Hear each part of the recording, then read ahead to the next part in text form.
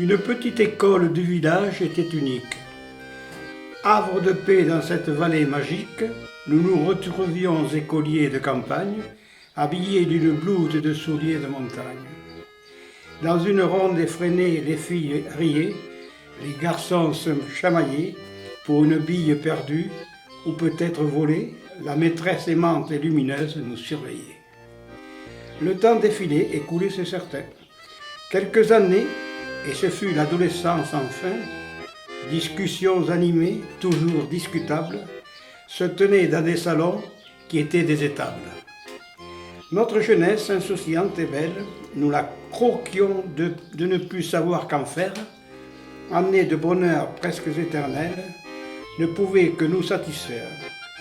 À scooter, cheveux au vent, sur les petites routes, d'un juin d'un jour, pas de doute, nos belles demoiselles nous attendaient un habit d'été. Nous échangeons alors nos premiers baisers parfumés. Ces moments magiques en avons profité. Nos jeunes années papillons fragiles se sont envolés. Les souvenirs uniques au goût du passé nous unissent dans notre grande amitié.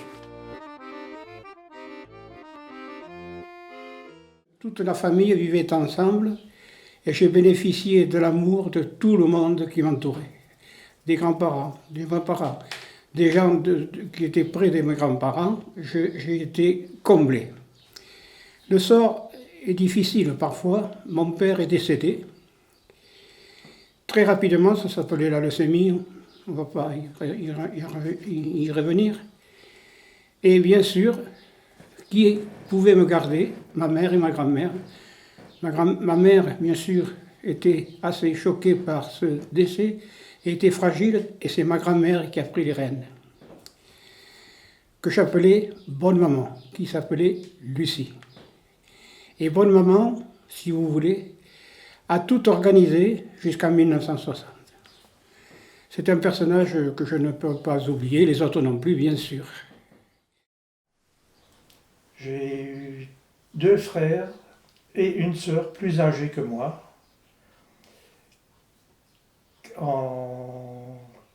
Mon frère aîné, quand les Allemands sont arrivés, a pris le maquis. On n'a plus entendu parler de lui pendant 5 ans. Ma sœur a fait le travail obligatoire en Allemagne. Et mon autre frère, les Allemands sont venus le chercher en 1942.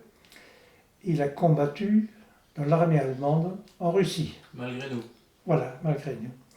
Et mon autre frère, le frère aîné qui est parti dans le maquis, a fait le débarquement en Provence avec Delattre, le général Delattre. Oui. Alors elle est dans l'armée française, elle est dans l'armée allemande, et ma sœur, STO en Allemagne. Et pendant ce temps, mon père était tuberculeux au lit, ma mère travaillait à l'usine, et comme chauffage à la maison, comme dans la cuisine, tout était au bois, tout marchait au bois. Et qui c'est qui allait chercher le bois?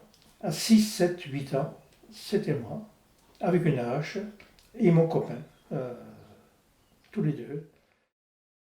C'est un linge, un napo megrosiero, un napo spesso, saupodrado de farino, e aqui buidão de millas, e a cosa scampillao per tutto, aqui tenho tutto la tavola. E aqui facciamo del rund, aqui, cadun per l'assietto, e le suer per soupar, e bé, tout le monde a lieu de manger de pa, et bé, mangeaven des millas. Le langage courant à la maison, c'était plus le patois que le français. Mes grands-parents surtout, et bon, il y a eu la période de guerre, mais même après, ils parlaient en patois tout le temps entre eux, c'était courant.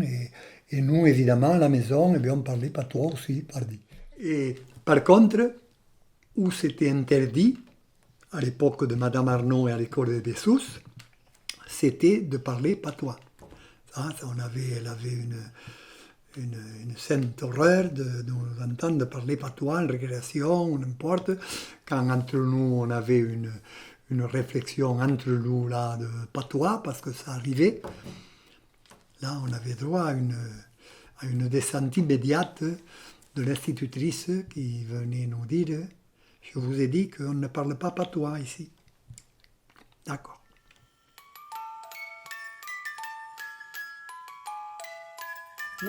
Quand j'étais petite, on avait des poupées que c'était ma sœur qui les fabriquait avec du tissu. Elle faisait la tête, il faisait avec le crayon les oreilles et les yeux, on mettait un bouton. Voilà notre Père Noël. C'était Saint-Nicolas chez nous, le Père Noël. Voilà. Et après, qu'est-ce qu'on avait?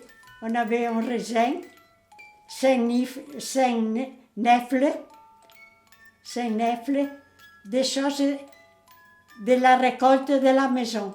Voilà mon souvenir du Père Noël. C'est pas comme maintenant. Je n'ai jamais eu un jouet. Jamais un jouet. Je n'ai pas connu.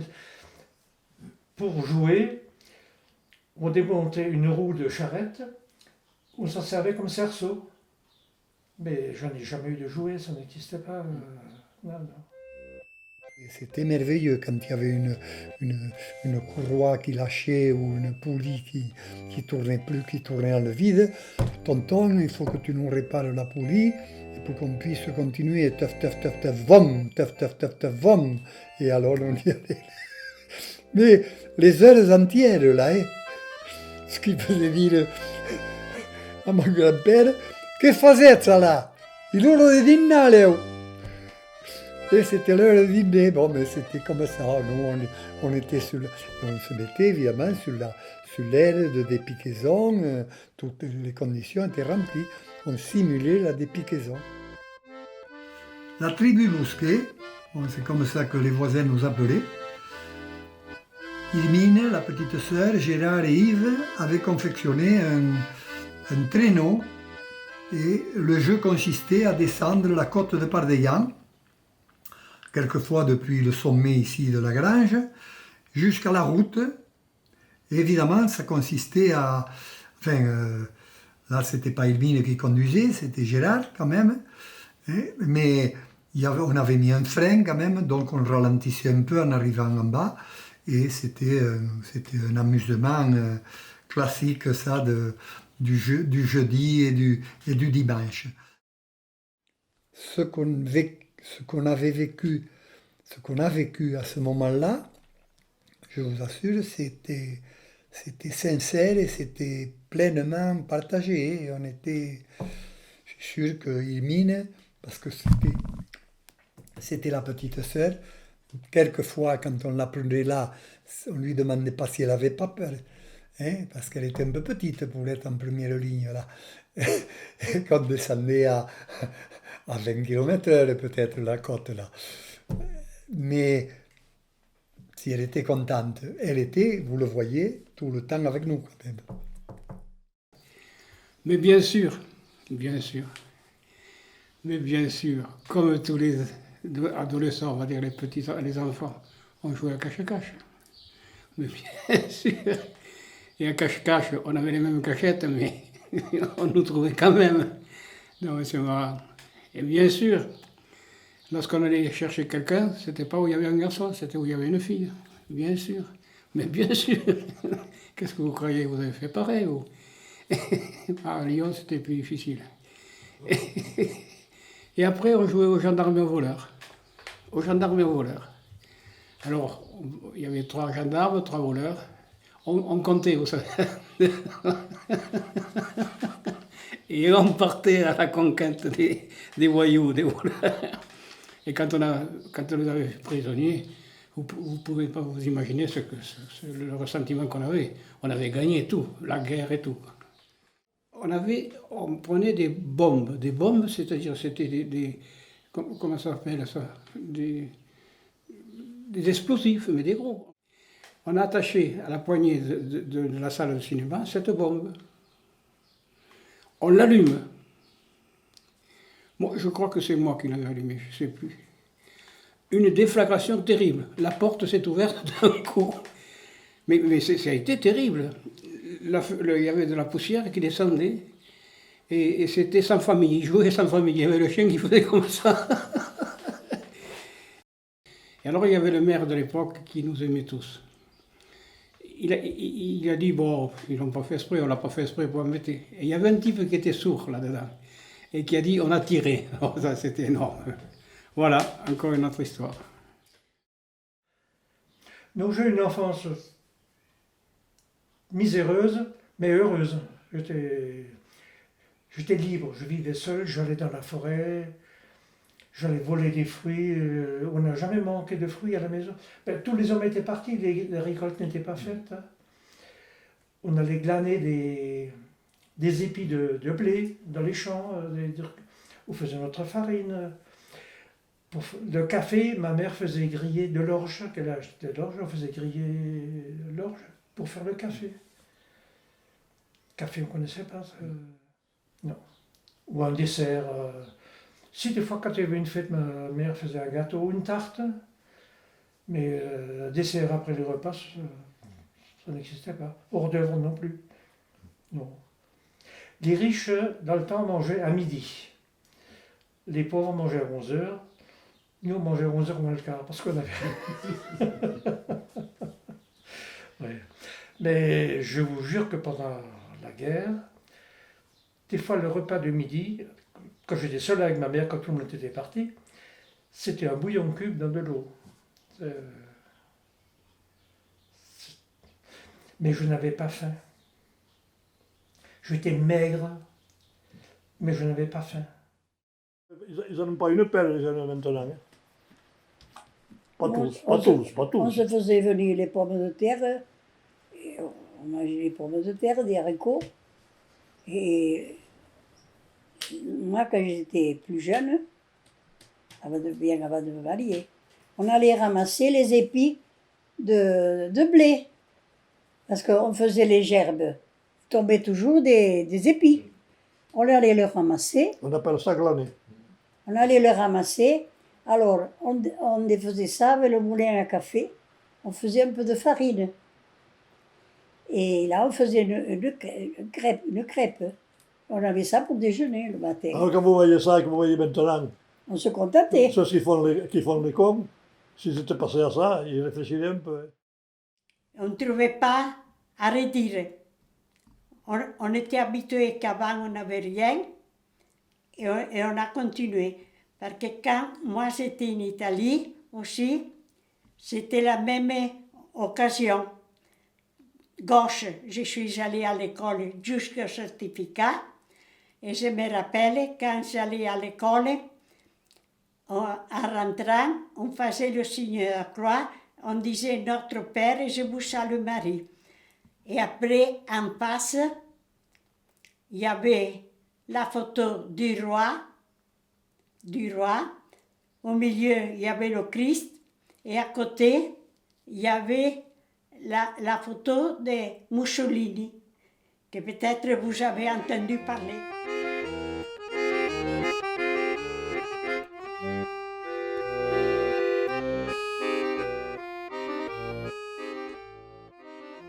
Évidemment, l'histoire a commencé à l'école de Bessous, notre chère école de Bessous, où on allait, qui était distante de 2 km. On allait à pied, bien sûr, par la route quand même. On avait le privilège d'avoir une route goudronnée. Donc on n'était pas les plus mal lotis parce qu'il y en a qui arrivaient à l'école avec 2 km de chemin de terre et changeaient de sabots et de tout le reste, des fois d'habillement, etc., avant de rentrer à l'école. Voilà.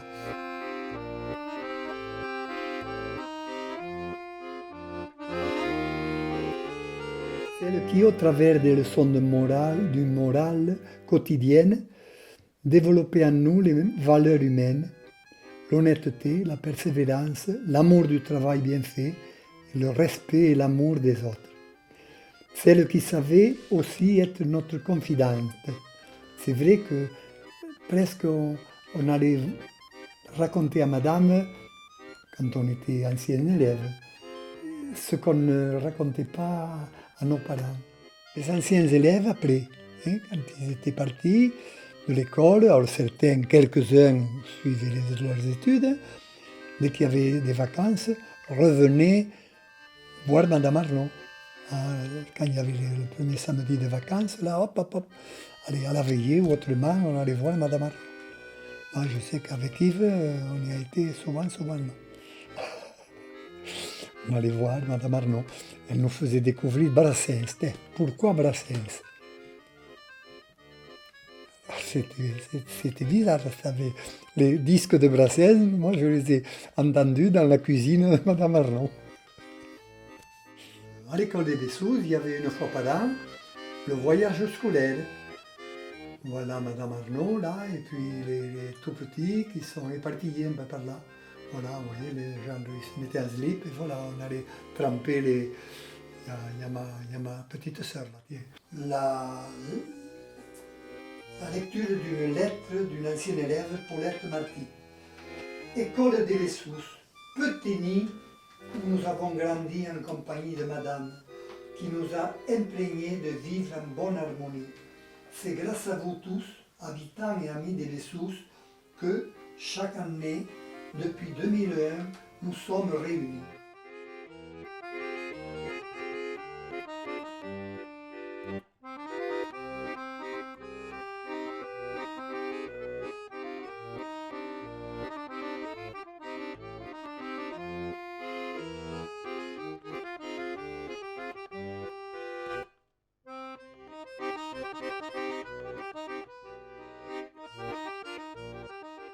Calcul, morale, géographie, histoire, français. Maths. Et calcul, non. Ah oui, ça calcul. les calculs. Et puis, C'est pas et mathématique. puis dessin un peu, on dessinait.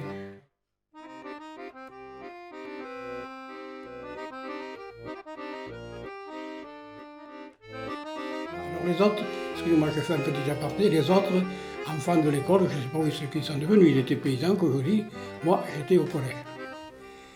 Et puis j'ai rencontré bien sûr des profs de français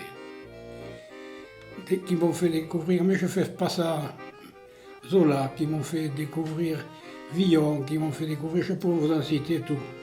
Et c'est pas trop difficile, hein. Nous avions les Lagarde et Michard, vous savez, c'était un bouquin terrible. Et ça m'a bouleversé. Mais je n'étais pas un très bon élève, enfin j'étais un élève quoi. Je ne lisais pas trop, parce que je venais ici, je travaillais, et puis parce que j'étais flemmard. Mais quand même, je savais qu'il y avait quelque chose qu'il fallait que je garde. Cette lecture, aller chercher quelque chose dans des gens, des génies. Je veux dire ça, des génies. Et maintenant, bien sûr, je m'en aperçois. Hein. Aragon, je veux dire, maintenant je lis et tout, que jamais j'aurais fait ça. Mon épouse, elle lit aussi.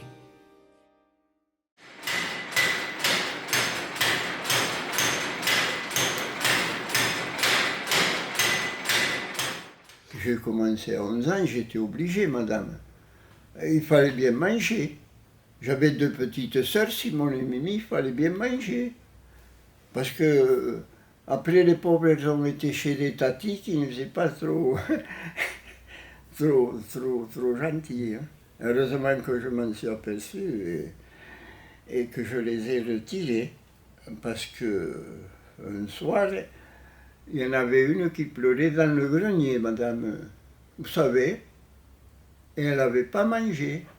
Ouh, je dis, ça ne peut pas se faire. 11 ans, 47, vous ne vous rendez pas compte, 11 ans, madame. Je suis allé là, et la première des choses que m'a fait faire Georges, c'est de ramener un récipient à gazogène. J'étais très bien avec le patron. Monsieur Canat, il m'appelait mon petit. Monsieur.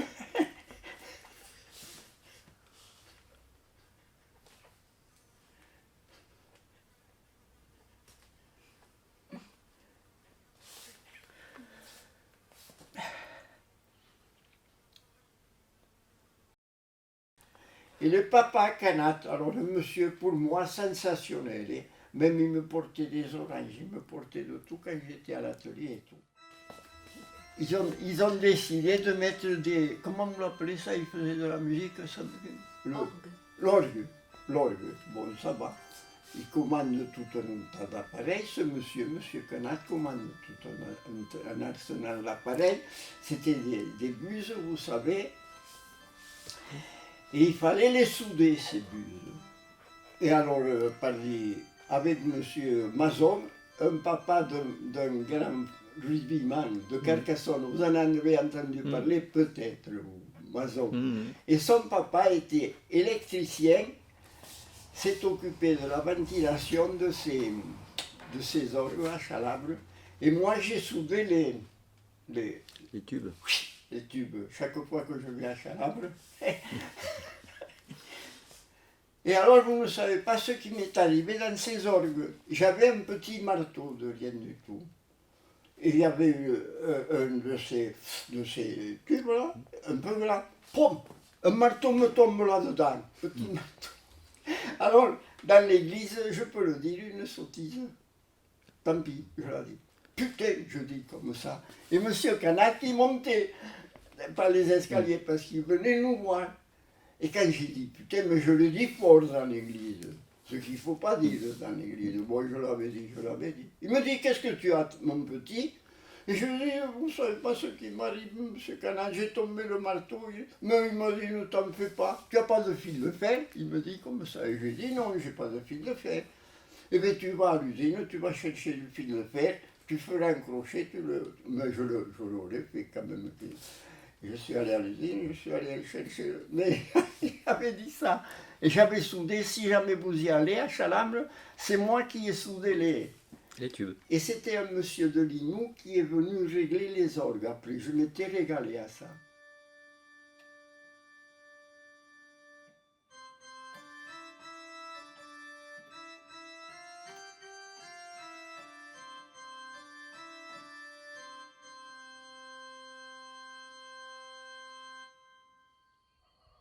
Viens, petite, viens! Viens! Viens! Mon premier métier, c'était maçon. J'avais fait 3 ans d'apprentissage. J'ai exercé pendant 10 ans. Mais en fait, j'ai toujours eu un penchant pour l'agriculture. Mes parents étaient agriculteurs et il me tardait de finir mon travail pour venir aider à la ferme le soir. Voilà. Et puis j'ai connu le travail à l'ancienne. On travaillait avec des bœufs, on n'avait pas de tracteur. Dans les années 58, 59, là, et même dans les années 50, quoi. On n'avait pas de tracteur. Et je me souviens, une fois, j'aimais bien conduire les bœufs. Et alors j'étais parti tout seul à la forêt chercher du bois. Et puis, voilà qu'il m'est arrivé une drôle d'histoire, je me rappellerai toujours ça. Les bœufs ne voulaient plus avancer parce qu'il y avait un peu trop de poids sur la charrette. Et alors je suis passé, les bœufs, on les conduisait, on les tirait devant, et puis les bœufs, ils nous suivaient. Et puis là, ils ne voulaient plus avancer. Alors je suis passé derrière, et puis un coup d'aiguillon à chacun. Et voilà que les bœufs, ils ont tiré un coup d'un côté, un coup de l'autre, et ils m'ont cassé le timon de la charrette. Et puis je suis resté là, et quand je suis rentré à la maison, bien entendu, je n'ai pas eu de félicitations. C'était les inconvénients de la jeunesse.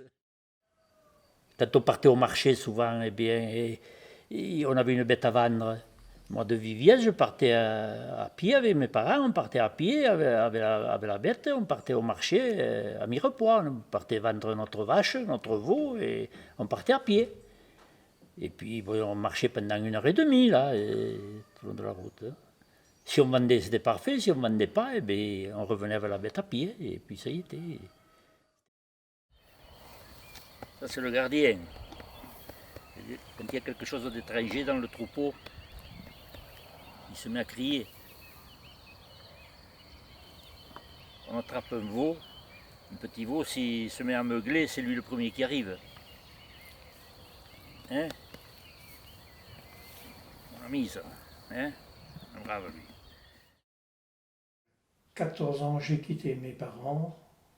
Je suis allé à Paris, j'ai retrouvé ma sœur, j'ai resté un mois ou deux chez elle. Et j'ai trouvé une place dans un restaurant pour laver les bouteilles. Pendant 6-7 mois, j'ai lavé les bouteilles. Je suis devenu commis de restaurant. Et après, serveur du restaurant. Et après, gérant de la brasserie Stella, à 21 ans.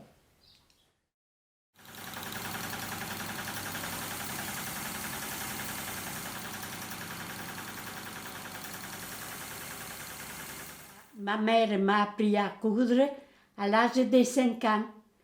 Elle était assise en train de faire de la couture au raccommodage et elle me donnait un bout de tissu et elle m'expliquait comment il fallait faire. Et c'est comme ça que j'ai appris à coudre, que ça m'a servi dans ma vie. Eh bien, on revient à Madame Arnaud,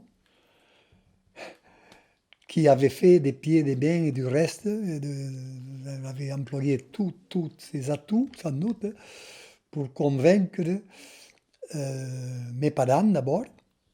Et papa et maman avaient été convaincus que je pouvais aller, vous croyez, qu'il en a les capacités d'aller en 6e ou d'aller au moins à l'école supérieure à Mirepoix. Mais absolument, tout à fait. Enfin, moi, je n'ai pas assisté aux entretiens, mais enfin, c'est ce qu'on m'en a rapporté. Mais la grand-mère, paix à son âme, quand même, n'a jamais voulu en démordre. Comment? Et on avait un domestique, là. Et Gérard, quand même, c'est l'aîné, là. C'est l'aîné, là, et vous avez 3 paires de bœufs sous les tables, là, dans les tables, et quand vous allez labourer, vous n'êtes que 2 à pouvoir y aller, hein, quand même, mais il est indispensable pour continuer le travail ici. Allez, le domestique qu'on avait, Paco, il restera pas tout le temps, bon, c'est vrai qu'il était assez âgé. Et donc, pour elle, c'était immuable. Il fallait que Gérard continue. Bon. Alors évidemment, de mon côté, c'est vrai que je n'ai pas beaucoup aidé Madame Arnaud, parce que sans doute, ça me plaisait assez de travail agricole, peut-être un peu plus que les études. C'est possible, je ne sais pas. Mon travail à la ferme, c'était d'aider la belle-mère, d'aller au champ, faire le travail qu'il y avait à faire. Et après, une semaine, on allait garder les vaches, parce qu'autrefois, les vaches, il y avait quelqu'un qui les gardait. C'est pas comme maintenant, que maintenant, il y a la clôture. Et notre semaine, on avait la cuisine à faire, et ma belle-sœur, elle m'a remplacée pour aller garder les vaches. Et après, mon mari, des fois, il se trouvait tout seul pour traire les vaches à la main.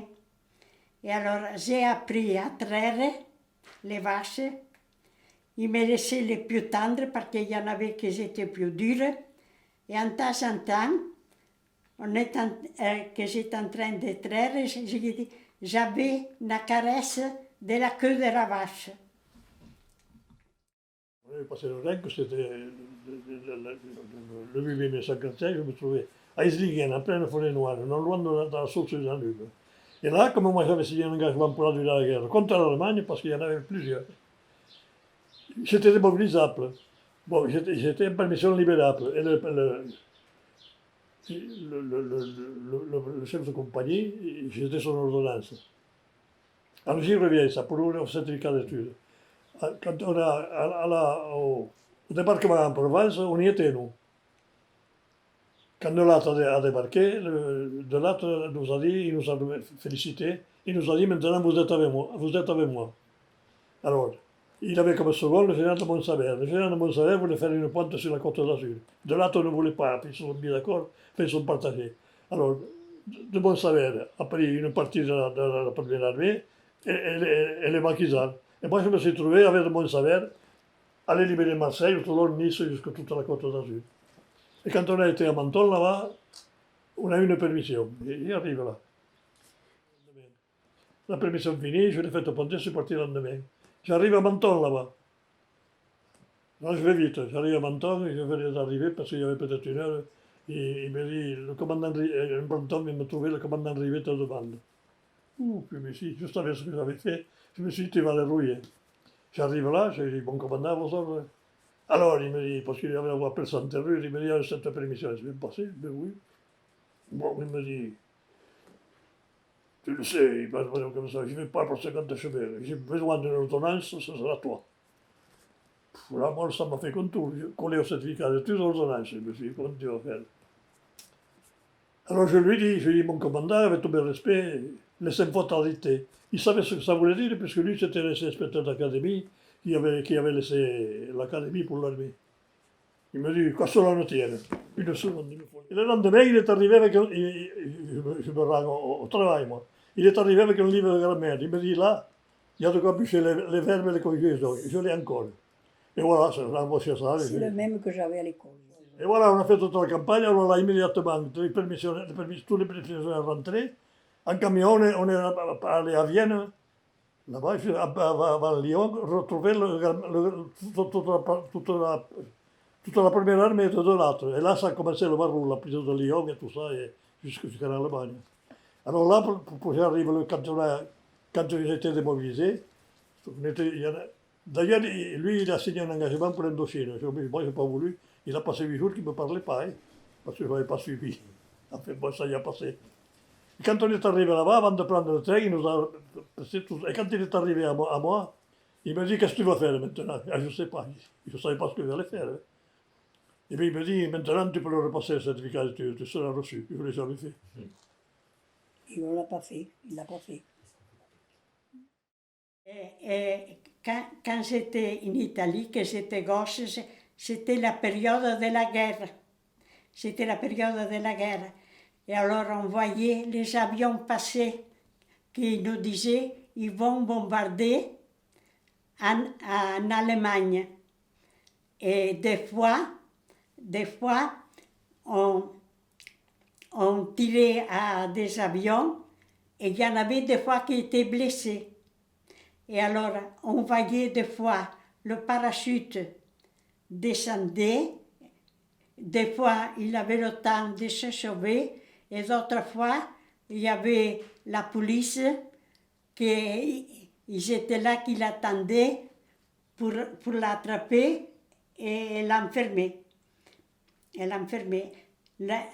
Le souvenir de la guerre, c'est dur, parce que même maintenant, quand je vois des films de guerre à la télé, je ne les regarde pas, parce que le souvenir, il est resté. On ne gaspillait pas, la nourriture était juste. Et il y avait les tickets pour avoir le beurre, l'huile, les choses. On mangeait, mais c'était juste.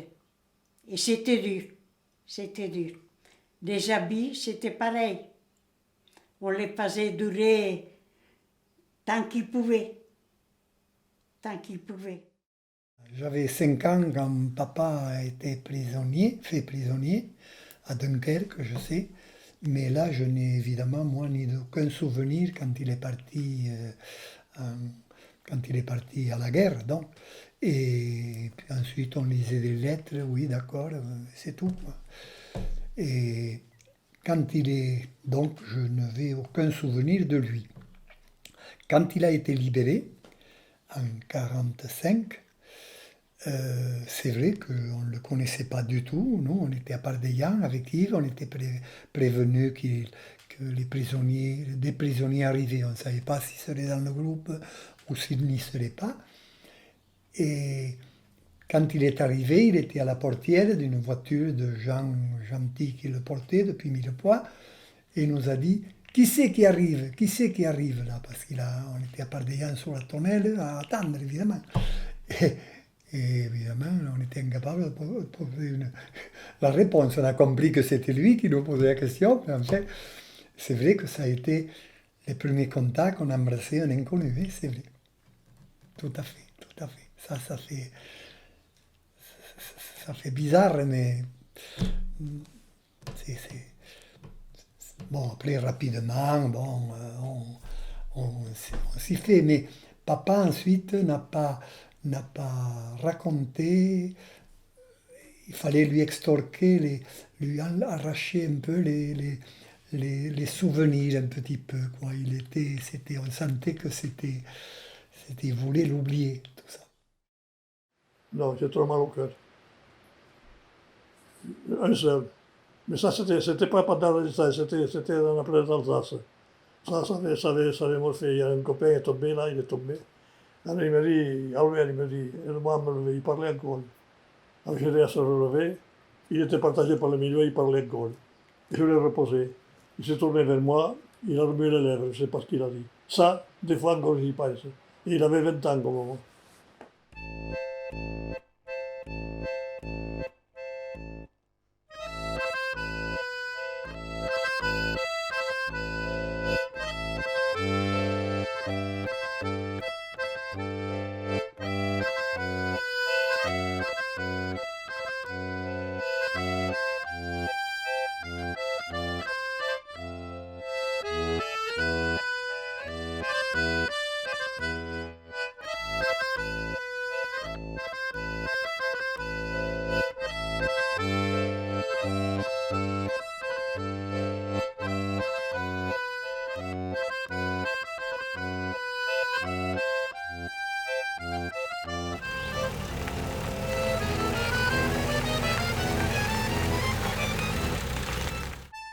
C'était un lieutenant-colonel de l'armée américaine qui est allé en Allemagne avec cette voiture. Elle a fait le débarquement en Normandie.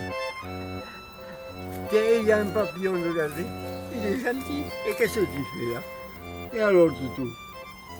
Et qu'est-ce que c'est, toi? Vous avez vu où il se met?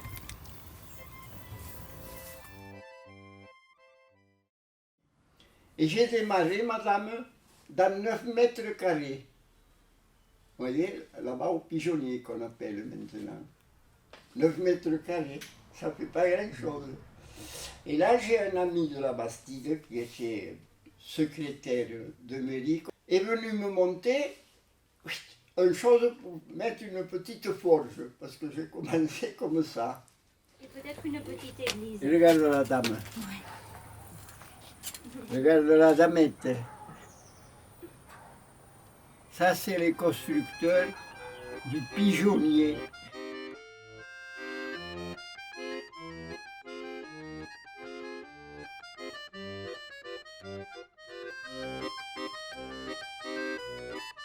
À l'époque, elle était très jolie.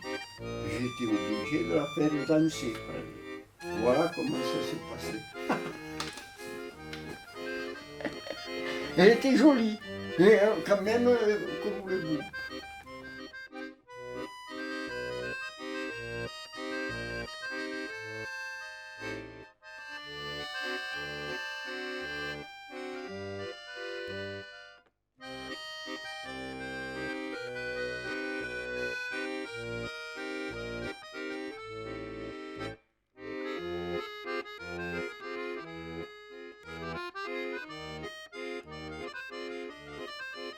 Allez, ça, c'est les constructeurs de l'atelier et du démarrage de l'entreprise pour mécanique. Vous voyez, madame et monsieur, c'est comme ça. Et nous avons marché, Paulette, tranquillement, sans se presser en première lente, vous savez, madame.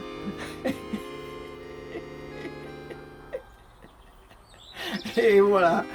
Et on est là, pour le moment. Et maman, il faut qu'on tienne le coup un peu, mais on s'attachera les bretelles un peu haut, comme ça on tiendra un peu mieux. Et voilà.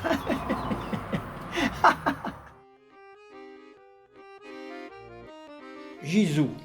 Gisou, Gisou, ce prénom est si doux. Gisou, Gisou, mon cœur est sans dessus dessous. Ton regard envoûtant et charmant bouleverse mon esprit profondément. Tes yeux scintillent dans ce ciel rêvé comme les étoiles d'une nuit bleutée. Tu m'amuses enchanteresse comme la brise qui me caresse. Tu effleures mon âme en émoi, ce n'est que toi. Enchanté de ces moments sublimes, mon être se réjouit de ces instants intimes où toi, ma princesse adorée, tu me donnes amour et volupté. Elle a été toujours près de moi, toujours. Parce que dans ma vie aussi, après, d'adulte, j'ai pas été toujours. J'ai eu quelques petites déprimes, tout ça, c'est pas si facile que ça non plus. Elle était toujours là. Et c'est vrai que tout ce que je fais, de poèmes, etc., elle le lit et tout ça. Et l'inspiration, très souvent, c'est elle qui me la donne. Qu'est-ce que vous voulez que je vous dise? C'est comme ça. J'ai connu mon mari parce qu'il avait laissé des parents en Italie. Il était venu avec sa maman voir ses proches en Italie. Et c'est comme ça que je l'ai connu. Il habitait au village à côté, mais on ne se connaissait pas. On ne se connaissait pas. Nous sommes fréquentés par écrit un an, et après, il a demandé la main à mes parents et nous sommes mariés un an après de savoir écrire. On s'écrivait comment on allait, on se demandait la santé, on racontait le travail de la ferme, qu'est-ce qu'on faisait, tout ça. La lettre, elle mettait 8 jours. Il fallait attendre 8 jours pour avoir la réponse. Et on attendait ça avec joie. Avec joie. Des fois, elle mettait un peu plus. Et il fallait attendre. J'étais assez moyen de répondre le même jour ou le lendemain pour qu'il ait mes nouvelles. Je me rappelle, ça m'a fait plaisir que pour mon anniversaire, il m'a envoyé une photo des amoureux, et c'est la seule photo que j'ai regardée comme souvenir.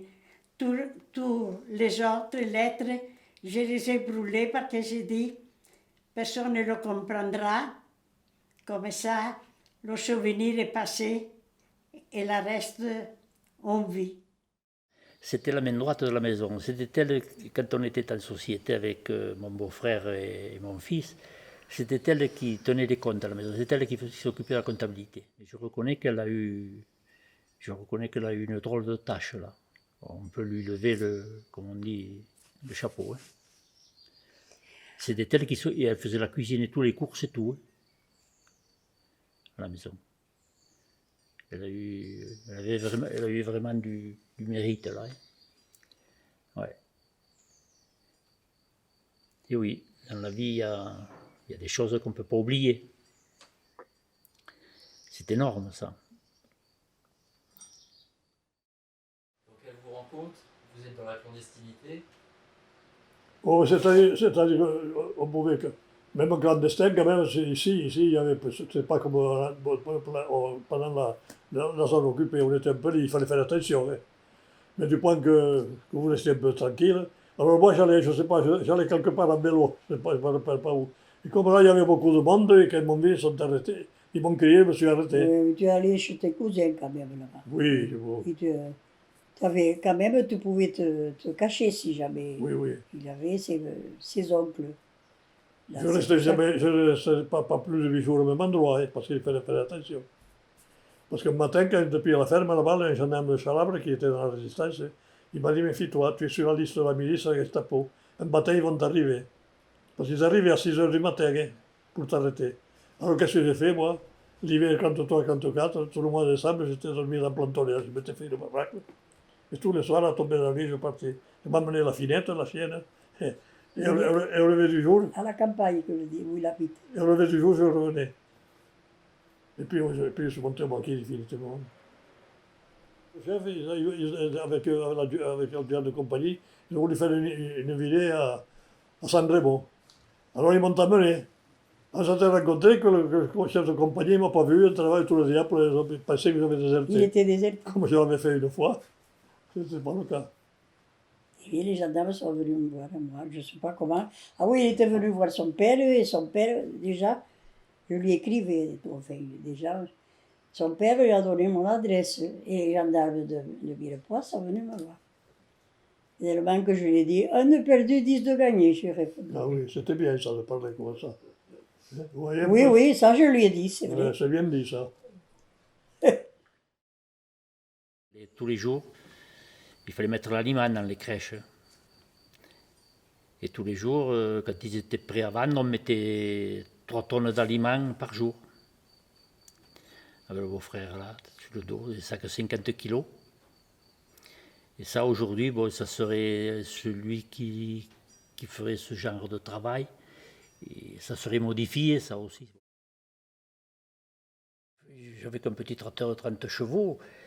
Et s'il n'y avait pas de cabine, et le soir, comme j'avais un soc, j'avais qu'une charrue derrière, comme il était petit. Aujourd'hui, il y en a 5 ou 6 des fois derrière. Et pour labourer 1 hectare, il fallait plusieurs heures. Et pour arriver à labourer ça, des fois, le soir, après manger, je repartais labourer. Et je me rappelle, une fois, j'étais reparti, enfin une fois, même plusieurs fois, ça m'est arrivé. Il gelait. Et quand je suis rentré chez moi à 2 h du matin, j'avais mon visage tout gelé, et les sourcils ils étaient gelés, ça craquait. Hein. Et ça, il faut. Aujourd'hui, quand je le raconte aux jeunes, ils me disent, mais quand même, c'était pas humain ça. Et j'ai dit, c'était comme ça, il fallait subir, c'était comme ça. La cendre, c'est la cendre de la cheminée. Qu'on avait la cheminée pour se chauffer, pour faire à manger. Il n'y avait pas le gaz comme il y a maintenant. Il n'y avait que la cheminée et un petit trépied qu'on mettait de la braise, des fois pour cuire quelque chose plus vite fait.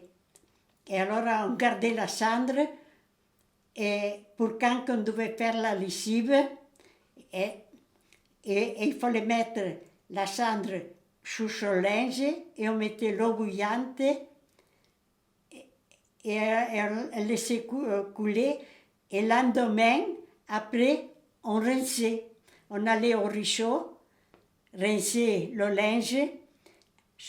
En été, l'eau, elle n'était pas froide, mais le plus mauvais, c'était l'hiver. Cette eau froide. Maintenant, il y a des gants. À cette époque-là, ça n'existait pas les gants. S'il fallait repasser du linge, le fer électrique, encore ça n'existait pas. Voilà le fer qu'on repassait le linge avec les braises du feu. Et alors, quand j'ai eu fini le travail, j'avais le nez complètement noir. Et à l'époque, on n'avait pas de douche, on n'avait même pas un évier.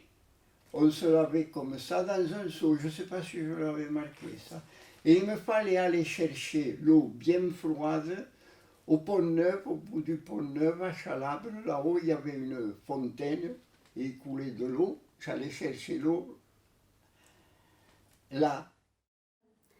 Il y avait une côte à moins de 5 mètres et quand j'avais monté la côte, la respiration, elle manquait.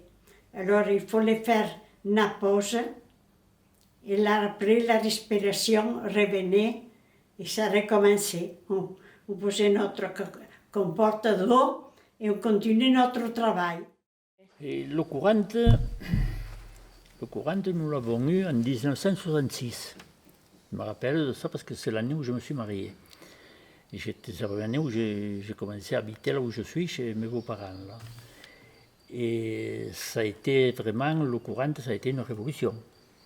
Parce que nous, par les premiers, en bas, on allait chercher l'eau au puits. Et souvent, quand il pleuvait, on n'avait pas de l'eau claire. Hein. Quand il arrivait l'orage, l'eau de l'orage débordait dans le puits, on avait de l'eau trouble. On attendait que ça se pose pour la boire. Hein. Et puis là, on s'est trouvé avec de l'eau claire. Hein. Et puis, bon, on a eu l'eau courante, on a commencé à mettre un chauffe-eau. On a eu l'eau chaude au-dessus de l'évier. Et puis après, on a installé les WC, on a installé la douche, que tout ça, on ne l'avait pas dans le... Parce qu'on ne pouvait pas. On ne pouvait pas. C'est vrai que l'eau courante, ça a été vraiment une révolution, quoi. Ma première viande rouge, je l'ai mangée à 14 ans quand j'ai commencé à travailler de restaurant. Je n'ai jamais mangé de viande. Du pot-au-feu, du lapin, rarement du poulet. Mais de la viande rouge, jamais, jamais, jamais. Je ne savais pas ce que c'était qu'une moule. Je n'avais jamais vu de moule. Un jour, ma mère a ramené une banane à la maison. Je regardais ce que c'était. Je ne savais pas ce que c'était qu'une banane. J'étais vraiment l'enfant sauvage, complètement rayé. Moi, je suis resté en fait. Je l'ai connu quand je suis venue en France depuis le train. J'ai vu la mer. Et c'est la première fois que j'ai monté un train. Ça fait quelque chose. Des choses qu'on n'a jamais vues. Ça fait plaisir quand même de voir. Mais il n'y avait pas la possibilité, on ne demandait rien. On était heureux quand même, hein. C'était tout le monde qui était dans le même bain, hein. On était heureux. Ça nous empêchait pas de faire la fête quand on avait l'occasion. Hein. Et on partait, après les repas, bon, on partait au bal, bien entendu. Il y avait l'orchestre, tout ça. Bon, et puis, mais là aussi, c'est pareil, ça se passait pas comme ça se passe aujourd'hui. Et on invitait une fille à danser, mais il y avait les parents qui étaient là, et puis ils ne se parlaient pas d'aller plus loin que la piste de bal. Il fallait rester sous la vue des parents. C'était bon, oui, il y avait des manèges. Pour la Sainte-Année, tout le monde allait à la messe, et après, il y avait le bal. Et pour le 12 juin, que c'était la fête de secours mutuel, c'était pareil. Oui, Il n'y avait pas la messe. il y avait la messe, la messe autour. et il y avait les corbeilles pleines de pain béni. Enfin, c'était pas du pain, c'était des petits gâteaux. Et ils faisaient le tour du village avec la musique et les corbeilles. Et après, ils distribuaient ceux qui avaient commandé les pains bénis. C'était des pains à l'anis, comme ça. Là aussi, ils m'ont demandé président du comité des fêtes. On ne m'a pas loupé. Oui. Le soir, comme il n'aimait pas danser, il allait au lit. Et quand le bal se finissait, la nuit, il allait éteindre les... Parce qu'il fallait économiser. Il fallait économiser et éteindre les lumières. Elle s'organise bien. Non, tu vois, ça pique pas. Si on les embête pas trop. Non, il ne faut pas les embêter, voilà, c'est tout. Mais je ne vois pas de mâle. Je voulais te faire... Tiens, voilà un mâle, tu vois le gros là. Attends, là, il est rentré là. Il est beaucoup plus noir, plus brillant que les autres. Et il y en a qui rentrent avec du pollen aux pattes. Tu vois? C'est ceux qui butinent. Attends, tu vas voir. Je ne sais pas exactement. J'ai toujours eu cette passion. On habitait à côté de Paris, on avait une maison avec un toit plat. J'ai mis des ruches sur le toit plat à Paris, à côté de Paris. C'est un peu la même société finalement, humaine ou apicole. Il y a une reine qui dirige tout, comme ici on a le président. Il y a la basse classe qui nettoie, il y a ceux qui récoltent. Les gardiennes, pareil, c'est la même chose. C'est exactement la même chose. Oui. Les jeunes qui viennent au monde, on les fait nettoyer l'intérieur des ruches. Il y a les cirières, il y a la propolis, vous ne savez pas ce que c'est. Vous savez, oui, ça c'est formidable, ça. Ceux qui font la propolis.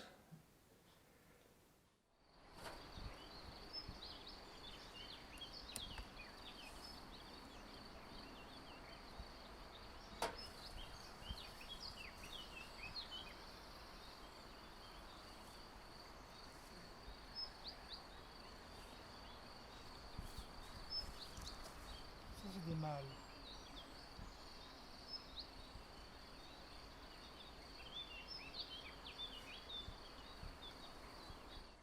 On faisait du tabac.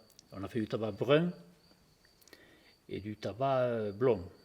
Et on ramassait les feuilles, feuille par feuille, au champ. Ça aussi, c'était un travail il fallait être nombreux, on se donnait la main entre planteurs. On se trouvait des fois une douzaine pour faire ça. Mais on avait aussi des voisins qui ne faisaient pas de tabac et qui venaient quand même des voisins solidaires, quoi, et intimes. Et ils venaient nous aider quand même dans le travail. On en avait même pas mal.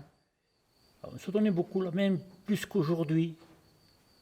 Aujourd'hui, je pense que dans l'agriculture, on n'est pas solidaire comme on était avant. Est-ce que c'est le nouveau matériel qui le fait? Parce qu'on n'a pas besoin de...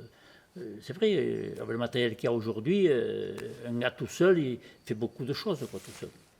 Ici, il y avait 12 exploitations agricoles sur le village. Bon, en gros, ça faisait 12 agriculteurs, minimum. Des fois, ils étaient 2, des fois, ça faisait plus. Bon. Ces 12 personnes se retrouvaient pour faire le travail le jour qu'on sortait le grain de la paille. Il y avait 12 personnes qui travaillaient. Aujourd'hui, on fait ça à la moissonneuse batteuse, il n'y a qu'une seule personne, le gars qui conduit la moissonneuse batteuse. Il n'y a que lui. Lui, il remplace déjà là 12 personnes, tout seul. Mais on dit qu'il y a du chômage, mais avec le robot, pour moi, il va y en avoir encore plus, parce que le robot va supprimer, je ne sais pas moi, 4 ouvriers, 10 dans une autre entreprise, 15 dans l'autre. Et là, c'est comme si nous, on a le robot pour conduire le tracteur, et mon fils, qu'est-ce qu'il fait? Il regarde, et voilà. Enfin, je ne sais pas, je le vois Pour moi, peut-être je vais dire une bêtise, mais tant pis. Mais pour moi, le progrès, il tue un peu l'homme. On est arrivé au bout, on n'y est pas arrivé, je n'en sais rien. Mais je pense que plus ça va, on cherche toujours. En arrière, on ne veut plus revenir en arrière, on essaye toujours. Mais un jour quand même. Un jour. Je ne sais pas, on va arriver... Ou qu'est-ce qu'on va devenir? Je ne sais pas. Il n'y aura pas de place assez pour tout le monde, mais je ne sais pas. Avec les portables, comme on discutait, ça y est, c'est l'exemple du portable avec l'Internet et tout, il y a des échanges qui n'en sont pas. On écrit, on envoie des photos, que vous soyez tout nus, mettons, non mais ça ne peut pas aller ça. Il faut revenir à une morale, enfin quelque chose de sain, de très sain. Ça c'est vrai.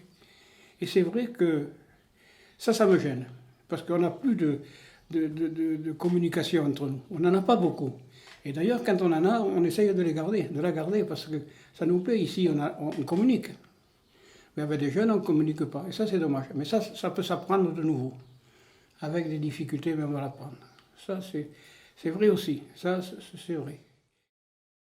Toutes les commodités qu'il y a, la télé, l'eau au robinet, l'eau douce, le chauffage, toutes ces choses-là, je ne les ai pas reconnues quand j'étais gauche jusqu'après à l'âge de 30 à 40 ans.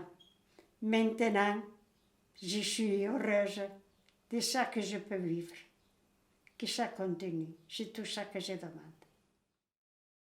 J'ai 3 mots qui me plaisent beaucoup. Mais ça n'a rien à voir les années 60. Mais c'est une conséquence des années 60. Ce que je pense, moi, et ce que je n'ai pas, c'est l'intelligence. C'est le mot intelligence. Le deuxième mot, c'est harmonie. L'harmonie. Le troisième mot, c'est culture.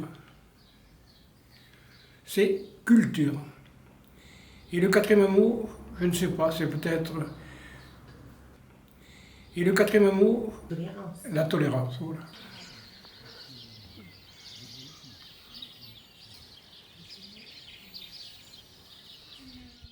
Et je vous le donne pour la petite.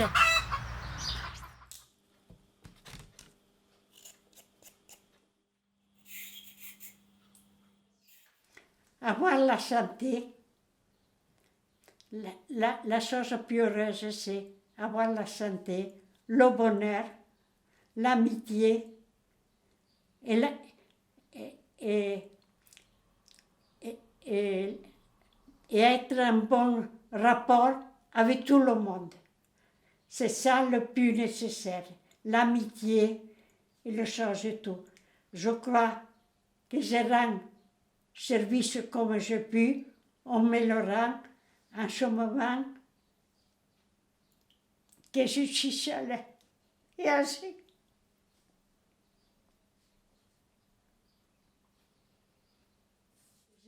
On m'a appris à avoir le respect, de respecter les personnes âgées, de faire attention à ce qu'on disait. Et ça, mes parents, ils me l'ont appris et j'essaye, moi aussi, comme je peux, continuer ces choses qu'on m'a appris.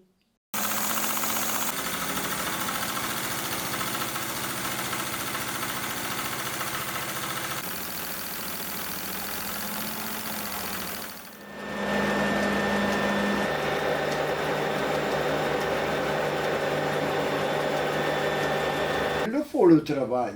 Oui, il faut le travail. Mais bien sûr qu'il faut le travail.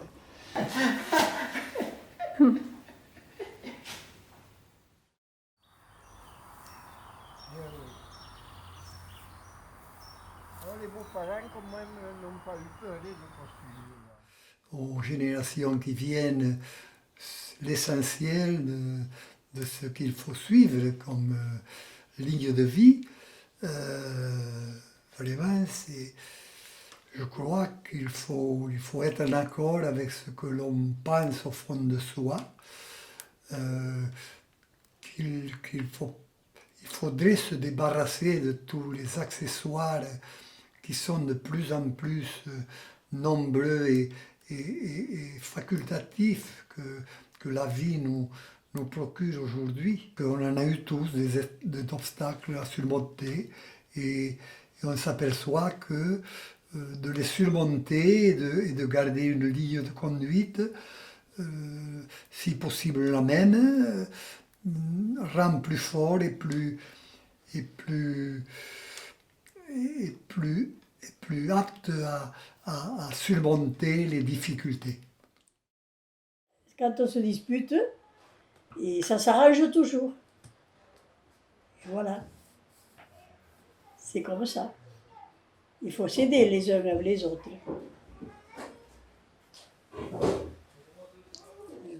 Le seul conseil que je peux leur donner, c'est qu'il faut qu'ils se mettent au travail. Ça, c'est la première chose. Dans tous les domaines, il y a du travail. Mais il faut s'y mettre. Il ne faut pas attendre qu'on te porte du pognon sans travailler. Ça ne marchera pas longtemps. Le bonheur, il faut savoir être heureux et se contenter de ce qu'on a et ne pas être envieux, surtout ne pas envier les riches. Non. Donc je suis très heureux. Je serai à un moment de ma vie le plus heureux maintenant. J'ai dégusté avec la maladie de ma femme. C'était très très dur. Mais je l'ai soigné jusqu'au bout parce que c'est la droiture qui revient. Non, non.